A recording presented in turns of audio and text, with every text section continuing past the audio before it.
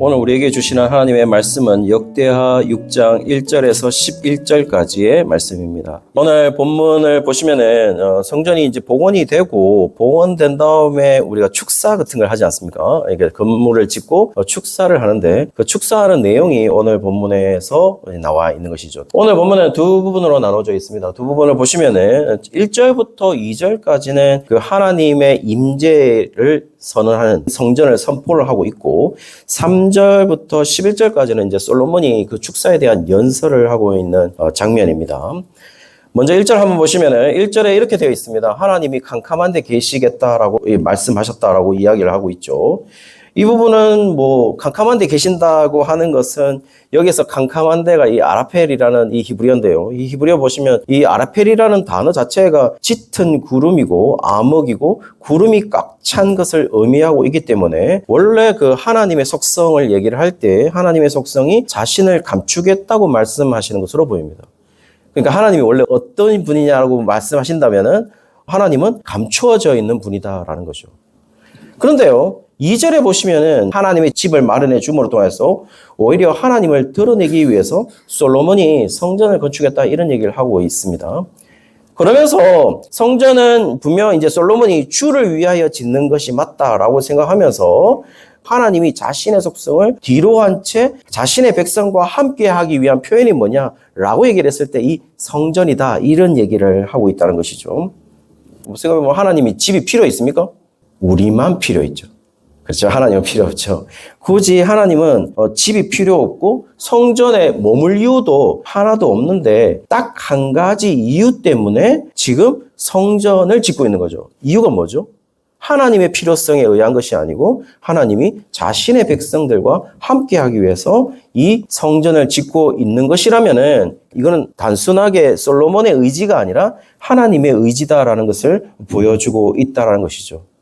하나님의 의지라면은 자신의 속성을 뒤로 하고 하나님의 백성들과 함께 있겠다라는 하나님의 결단의 의지의 표현이 뭐냐면 바로 성전이다 이렇게 말할 수 있다는 겁니다. 자, 그렇게 하면서 본격적으로 솔로몬이 연설을 시작합니다. 이 연설을 시작하는 보면 연설의 격식에 따라서 3절에 보면은 회중에게 축복을 합니다. 축복이 있을지어다 이렇게 얘기를 하고 그러면서 회중에게 성전의 이제 건축 과정에 대해서 이제 설명하기 시작합니다. 그러면서 4절에 보시면은 여호와께서 내 아버지 다윗에게 약속하신 것을 다 이루셨다 이렇게 되어 있다라는 겁니다.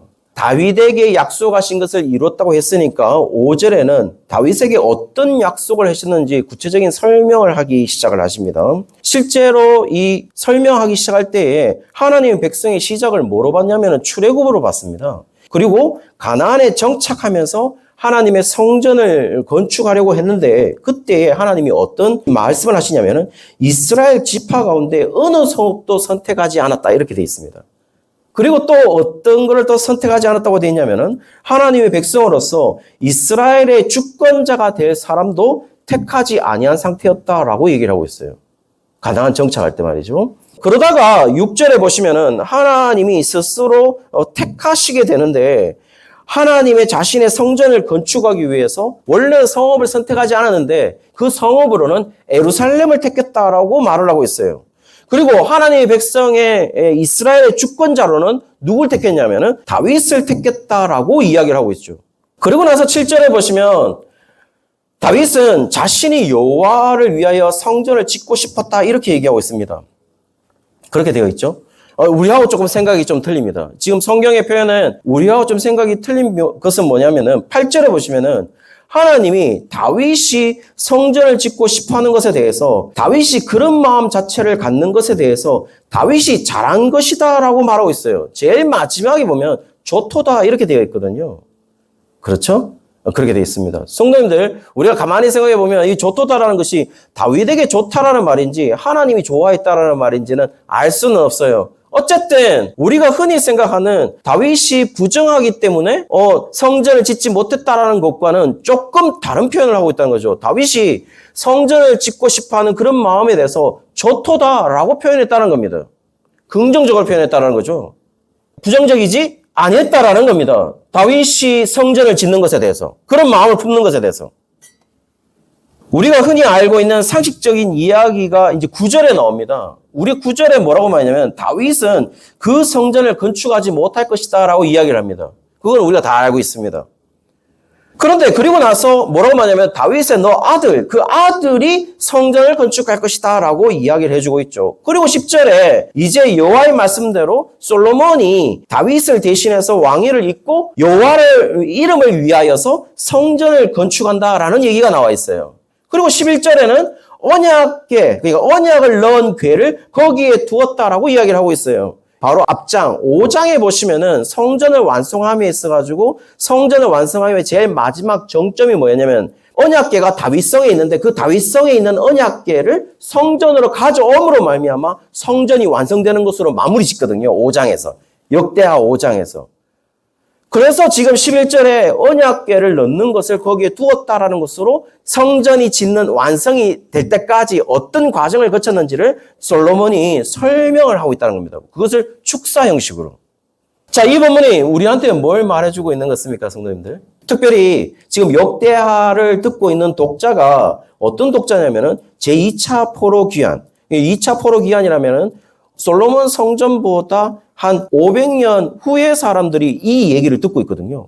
바벨론 포로 되었다가 2차 포로 돌아오는 그 남유다 백성들, 돌아온 남유다 백성들에게는 이 솔로몬의 축사가 그들에게는 어떤 메시지로 들렸을까요? 지금 솔로몬이 성전 건축의 종합적인 어떤 설명을 했습니다. 그리고 여기서 조금 중점적으로 설명하는 것은 9절입니다. 다윗이 성전을 건축하지 아니하고 솔로몬 자신이 성전을 건축할 것이라고 이야기하는 장면이에요. 그런데 역대기 저자는 분명 이거를 의도 있게 기록을 했습니다. 그리고 솔로몬 이 봉헌사를 그대로 축자적으로 언급했는지는 잘 모르겠지만은 중요한 것은 8절에 보시면 8절 어떻게 되냐면 다윗에 대해서 다윗을 지칭할 때 역대하 저자는 어떻게 언급했냐면 내 아버지 다윗이다 이렇게 얘기를 했습니다. 여러분 이상하게 9절에 한번 보시면은 9절에 보시면 솔로몬을 언급할 때는 어떻게 언급했는지 아십니까? 솔로몬 언급할 때는 그냥 네 아들 솔로몬이라 얘기하지 않았어요. 솔로몬이라는 이름을 언급하고 있지 않다라는 겁니다. 자, 그러면 성도님들, 지금 이 역대하 저자가 누구를 중심으로 지금 이 이야기를 기술하고 있는 것입니까? 누가 중심이겠습니까? 다윗이죠, 다윗. 다윗의 이야기를 하고 있다는 겁니다. 그 이야기를 지금 역대하 저자의 의도를 우리가 볼 수 있는 거죠. 조금 더 눈여겨볼 장면은 8절에 보시면 8절에 이런 얘기 했어요. 여호와께서 다윗이 성전을 짓고자 하는 것에 대해서 부정적이지 않았다고 분명히 말씀을 드렸습니다. 맞죠? 그렇습니다. 그런데 우리가 굉장히 긍정적이었다는 것을 알 수 있다는 얘기죠. 그런데 우리가 보통 알고 있는 상식적인 이야기는 뭐냐면은 역대상 22장 7절에서 8절 보시면은 다윗이 솔로몬에게 이르되 내 아들아 나는 내 하나님 여호와의 이름을 위하여 성전을 건축할 마음이 있었으나 여호와의 말씀이 내게 임하여 이르시되 너는 피를 심히 많이 흘렸고 크게 전쟁하였느니라 내가 내 앞에서 땅에 피를 많이 흘렸은즉 내 이름을 위하여 성전을 건축하지 못하리라 라고 말을 했거든요. 자, 성도님들 이제 어떻습니까? 요 부분이 우리가 가지고 있는 일반적 상식이에요. 일반적 상식은 뭐예요? 우리가 왜 다윗이 성전을 못 지었다고 생각합니까? 대부분 한 신앙생활 꽤 오래 하셨던 분들의 이야기를 다 들어보면 왜 다윗이 성전을 못 지었습니까? 부정하니까. 피를 많이 흘렸으니까. 그러니까 이 다윗이 성전을 못 지었다라고 지금 우리가 모두 그렇게 알고 있습니다. 그러나 그렇지 않습니다. 그렇지 않아요. 다윗이 이야기하고 있는 것은 지금 다윗은 자신이 어느 시간대에 있는 사람인지를 정확하게 알고 있는 것이죠. 자신은 평화의 시간에 있는 것이 아니라 전쟁 중에 있는 사람이라 하는 것을 분명히 얘기를 합니다. 여러분, 전쟁 중에 있는 시간에는 성전을 지을 수가 없죠. 왜 지을 수가 없습니까? 전쟁 중에는 성전을 지어도 정쟁 중에 파괴될 수 있지 않습니까? 율법적으로 하나님이 명령하신 부분이 있어요. 그 명령을 한번 들어보시면 신명기 12장 10절에서 11절까지 한번 보시면요. 이렇게 되어 있습니다. 너희가 요단을 건너 너희 하나님 여호와께서 너희에게 기업으로 주시는 땅에 거주하게 될 때, 또는 여호와께서 너희에게 너희 주위의 모든 대적을 이기게 하시고 너희에게 안식을 주사 너희를 평안히 거주하게 하실 때에, 너는 너희의 하나님 여호와께서 자기의 이름을 두시려고 택하실 그곳으로 내가 명령한 것을 모두 가지고 갈지니, 곧 너희의 번제와 너희의 희생과 너희의 11조와 너희의 손의 거제와 너희가 여호와께 서원하는 모든 아름다운 소원들을 가져가고 라고 기록되어 있어요. 그럼 성도님들, 이 말이 뭘까요? 지금 너의 번제와 너의 희생과 너의 11조와 너의 손의 거제와 너희가 여호와께 서원하는 모든 아름다운 소원을 가져간다는 말은 거기에서 제사를 드린다는 말이에요. 근데 그 제사를 드리는 게 언제냐면 너희 주위에 모든 대적을 이긴 후에, 그리고 안식 후에 평안히 거주할 때에 어떻게 하라고요? 그때에 그렇게 제사를 드려야 된다 라고 말을 하고 있다는 거예요. 자, 그렇다면요, 다윗은 언제 속한, 이 경우를 따진다면은, 다윗은 어느 경우에 속하느냐 하면은, 출애굽하에서 광야 후에 가나안 정착 이전에 속한 사람이 누구냐면은, 바로 다윗인 것이죠. 그리고, 가나안 정착 후에 평화의 상태. 왜냐하면은, 솔로몬의 이름이 왜 솔로몬입니까? 솔로몬의 이름의 뜻이 뭔데요? 솔로몬은 쉐르모라고 해서 샬롬에서 왔습니다. 그 샬롬이란 말은 솔로몬의 이름 자체가 평안, 평화라는 뜻이에요. 그러면 지금 솔로몬은 언제냐? 가나안 정착에서 안식을 얻을 때에, 그때에 지어질 그 시기에 있는 사람이 누구냐? 솔로몬이고, 광야 출애굽해서 광야 생활을 걷고 있는 그 시기에 속한 사람이 누구라고요? 다윗이다라는 얘기를 하고 싶은 거죠. 그렇다면은, 그러나 오히려 가나안 정착 후에도 하나님의 성전이 지을 성읍도 지을 사람도 선택하지 않은 이유가 뭐죠? 우리는 너무나도 잘 알고 있어요. 그 사람들은 몰랐겠죠. 정착한 후의 사람들은. 우리는 잘 알고 있어요. 왜 우리는 잘 알고 있냐? 우리는 사사기를 알고 있거든요. 여전히 평화가 정착되어 있지 않은 시기였어요. 지도자가 선택되지 않은 시기였어요. 만약에 다윗이 피를 많이 흘려서 부정해서 짓지 못했어 라고 말하는 것은 출애굽할 때 그 시기, 그 다음에 광야 생활 그 시기가, 하나님이 일하시는 그 시기가 부정하다고 말하는 사람들이에요. 그렇지 않다는 거죠. 하나님은 시기를 본다는 겁니다. 그러면 다윗은 어디 시기인데? 출애굽에서 광야의 시기에 속했던 사람이고, 정착에서 그때 지어질 거야. 그게 누구라고요? 솔로몬이었다. 이 얘기를 말하고 싶은 거죠. 그러므로 지금 성전 봉헌식에서 솔로몬이 축사하면서 실제로 이 성전은 단순히 솔로몬 자신이 짓는 게 아닙니다. 지금 역대하 5장까지 성전의 완성을 하는 그 장면을 기록했어요. 역대하 5장이 다윗성에 있는 언약궤를 가져옴으로써 성전이 이제 완성이 돼요. 그렇게 보여주고 있어요. 그러면서 성전을 준비하는 과정들 속에서 재료들 있잖아요. 그 재료들 다 누가 준비했는데요? 다윗이 준비했습니다. 솔로몬이 준비한 게 거의 없어요. 오히려 솔로몬의 재산 정식들 있지 않습니까? 솔로몬이 재산을 정식하지 않습니까? 그 정식에 대해서는 긍정적으로 보이고 있지 않습니다. 성경은. 솔로몬의 성전은 거의 다 다윗과 관련된 것으로부터 시작이 되었어요. 거기에 나오는 모든 재료들, 야긴과 보아스, 그 안에 있는 놋들, 놋 있지 않습니까? 놋, 청동. 다 누가 마련해 준 겁니까? 다윗이 전쟁하는 기간 동안 그 얻은 노획물, 그 놋으로 지금 성전을 짓고 있거든요. 금도 다 어디서 가져왔는데요? 백향목은 어디서 가져왔는데요? 성전을 짓고 있는 두로왕 후람, 히람이기도 하고 두로왕 후람은 누구와 관계된 사람인데요? 솔로몬하고 관계된 사람이 아니에요. 다윗과 관계된 사람이었어요. 그렇다면 솔로몬과 관계된 건 없네. 거의 없습니다.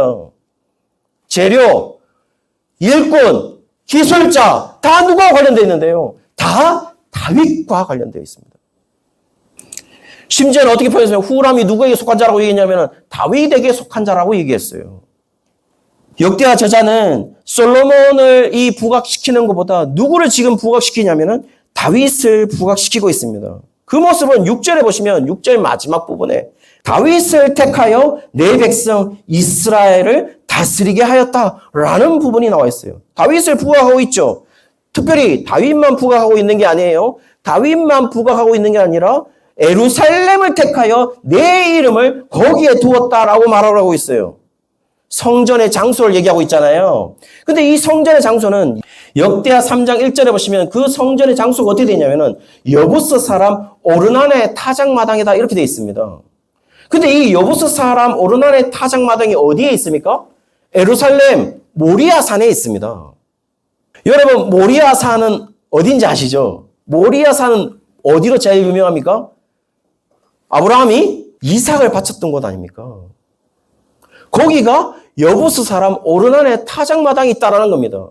그러면 거기에서 이삭을 바칠 때 이삭 대신 바쳐진 그 재물이 누구를 상징하고 있는데요? 예수님을 상징하고 있지 않습니까?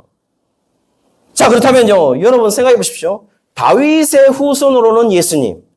지금 선택된 사람이 누구라고요? 다윗이 선택됐고, 장소는 누구로 선택됐냐면은, 오르난의 타작마당이 선택됐어요. 어디 있는데요? 예루살렘에 있는 모리아 산에. 그럼 누구를 나타내는데요? 예수님을 나타내고 있는 것이죠. 여러분, 그러므로 지금 솔로몬의 축사에서 솔로몬이 저는 위대한 것이 뭐냐라고 물으신다면 솔로몬은 성전을 지었기 때문에 위대한 것이 아니라 이 모든 일을 누구를 더 나타내주고 있는가에 따라서 저는 솔로몬이 훨씬 더 위대한 사람이라고 생각합니다. 솔로몬은 철저하게 자신을 감추고 있어요. 오히려 누구를 나타내주고 있습니까? 자신의 아버지 다윗을 나타내주고 있는 것이죠. 다윗을 나타내주고는 말미암아 성경의 저자는 지금 누구를 나타내주고 있냐? 예수님을 나타내주고 있다는 겁니다. 성경도 똑같은 이야기를 하고 있어요. 여러분, 마태복음의 족보를 보시고 누가복음의 족보가 또 나와 있습니다. 예수님의 족보가 나와 있거든요. 거기에 보시면은 마태복음 1장 6절과 누가복음 3장 31절에 다윗 다음에 누구인지가 나타나 있어요. 족보가 좀 다릅니다. 족보가 어떻게 되냐면은 다윗 다음에 마태복음은 솔로몬이라 나와 있지만은 누가복음 3장 31절에는 누구로 나와 있냐면은 다윗 다음에 나단으로 나와 있어요. 솔로몬으로 나와 있지 않아요.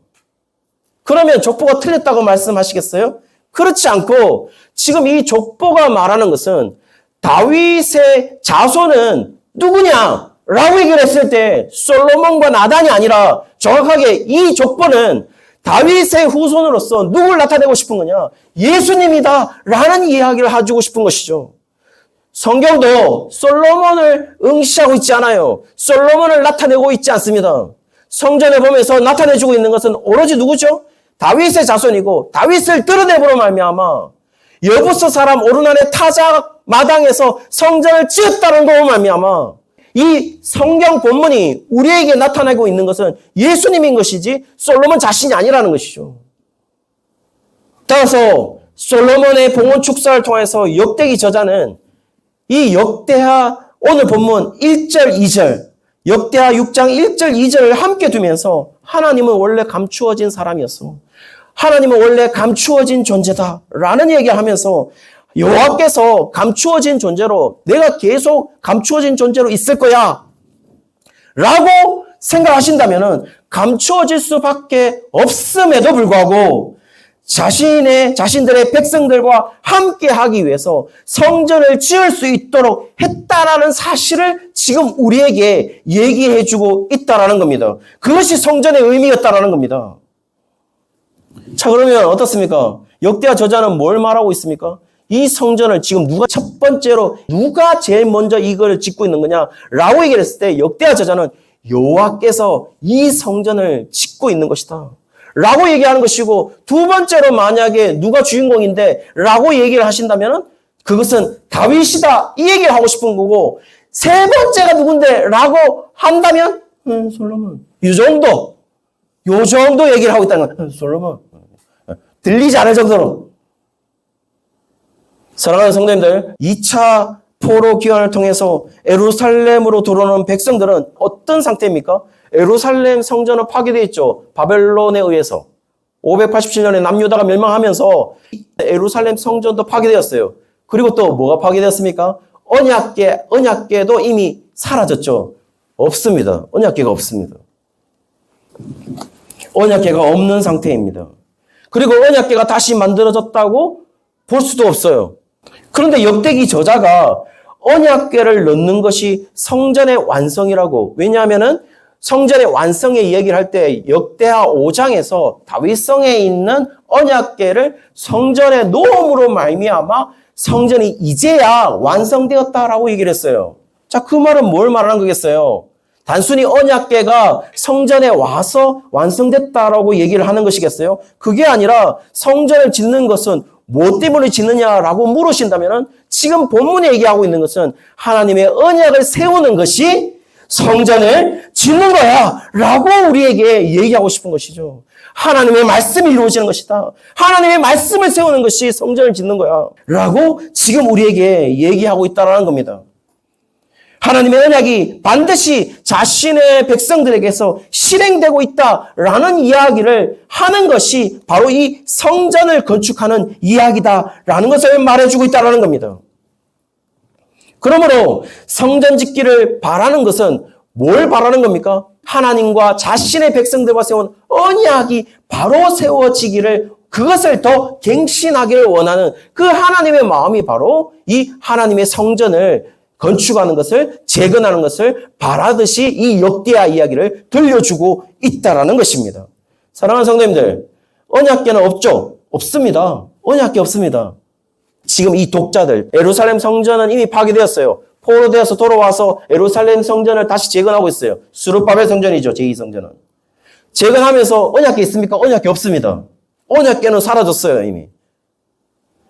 그런데 그 언약궤를 사라졌음에도 불구하고 솔로몬 성전의 마지막에 언약궤를 넣으면서 역대하 5장 10절에 뭐라고 얘기를 했냐면은, 역대하 5장 10절에 우리가 좀 잘 아는 얘기입니다. 거기에 원래는 언약궤 안에 뭐가 들어가 있었습니까? 만나 들어가 있었죠. 만나 들어가 있었습니다. 아론의 쌍난 지팡이 들어가 있었어요. 그러면 십계명 두 돌판이 들어가 있었습니다. 그 세 가지가 들어가 있었거든요. 그런데 역대하 5장 10절에 뭐라고 말하냐면은 만나도 없고 그 쌍난 지팡이도 없습니다. 뭐만 있습니까? 십계명 두 돌판만 남아있다 이렇게 말하고 있어요. 그럼 그 돌판이 말하는 게 뭔데요? 언약의 말씀이죠.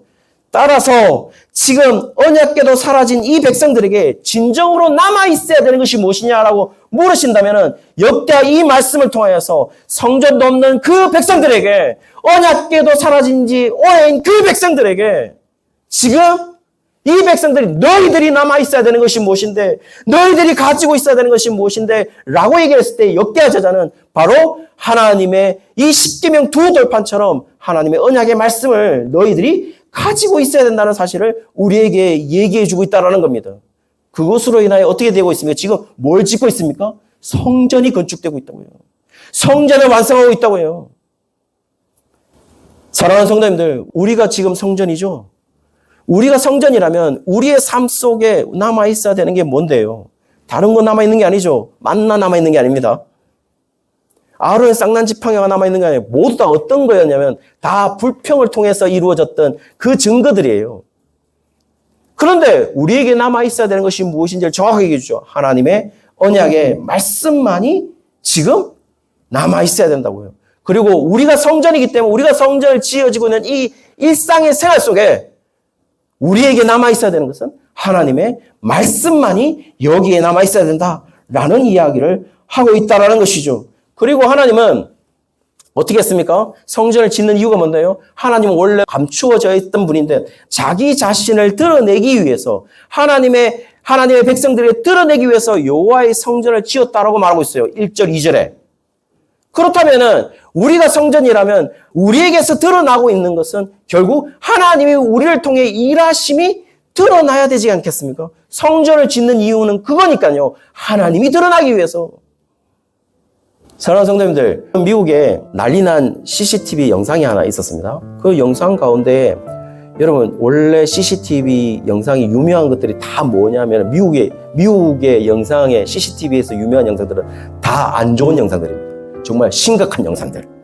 그런데 이 딱 하나의 영상이 그야말로 감동을 일으켰고 아주 유명한 영상입니다. 보시면은 한 선생님 선생님인데 학교입니다. 초등학교, 학교에 CCTV가 찍혔는데 그 CCTV 속에 보시면은 복도에서 손을 들고 기도하는 선생님, 제일 일찍 와서 복도에서 기도하고 있는 선생님, 그리고 교실에 문에 손을 대고 기도하고 있는 이 선생님, 그리고 식당에 들어가서 식당에 이 아이들을 위해서 기도하려고 하는 그 선생님 모습, 체육관에 가서 기도하고 있는 선생님의 모습, 그리고 복도 여러 군데를 보면서 결국 여기에서 하나님 우리 아이들을 지켜달라고 기도하는 그 선생님의 모습의 CCTV가 영상이 공개돼서 정말 CCTV가 굉장히 화제가 되었던 그 CCTV가 바로 이 모습입니다. 저는 이 모습을 보면서 조금 이렇게 볼 수도 있겠죠. 아니 무슨 건물에 하나님이 있는 것도 아닌데 저렇게 기도하노? 라는 게 아니라 CCTV를 통해서 확인된 거는 뭐냐면은 여기에 있을 아이들을 위해서 안전을 지켜달라고 그 아이들을 위해서 이 선생님이 기도하고 있다는 거예요. 저는 이 모습을 보면서 우리의 모습이 이런 모습 아니어야 되겠냐. 우리가 만약에 지금 우리의 삶이 성전이고 우리의 삶이 성전이 지어진 상태에서 하나님과 함께 하시는 모습이 드러나야 된다면 지금 주일에는 다 드러나죠. 주일에는 다 드러납니다. 다 기도하고 다 찬양하고 다 예배드리고 마치 우리는 진짜 그리스도인 것 같아요. 성도들 같습니다. 그런데 진짜 성도의 모습을 갖춰야 될 때는, 진짜 그리스도인의 모습을 갖춰야 될 때는, 진짜 우리가 하나님의 성전으로서 모습이 드러나야 될 곳은 어디냐면은 바로 평일인 것이죠. 이 기도의 시간들이 우리의 평일 속에 있어야 되지 않겠습니까? 사랑하는 성도님들, 모쪼록 우리가 다시 월요일 돌아가죠. 월요일 돌아갑니다. 또 이제 판단해 보십시오. 주일에 김태훈, 월요일에 김태훈. 오늘 본문에서 얘기하고 있는 것은 월요일에도 너희는 성전으로서 너희의 정체성이 무엇인지를 정확하게 기억하고 하나님이 감추어져 있음에도 불구하고 드러나는 날이 바로 너희다라는 얘기를 오늘 해주고 있습니다. 아무쪼록 우리 성도님들 내일 다시 세상 속에 나가는 우리 하나님의 백성들인데 그 속에서 하나님을 드러내게 하는 우리 모든 성도님들 되시기를 주의 이름으로 축원합니다.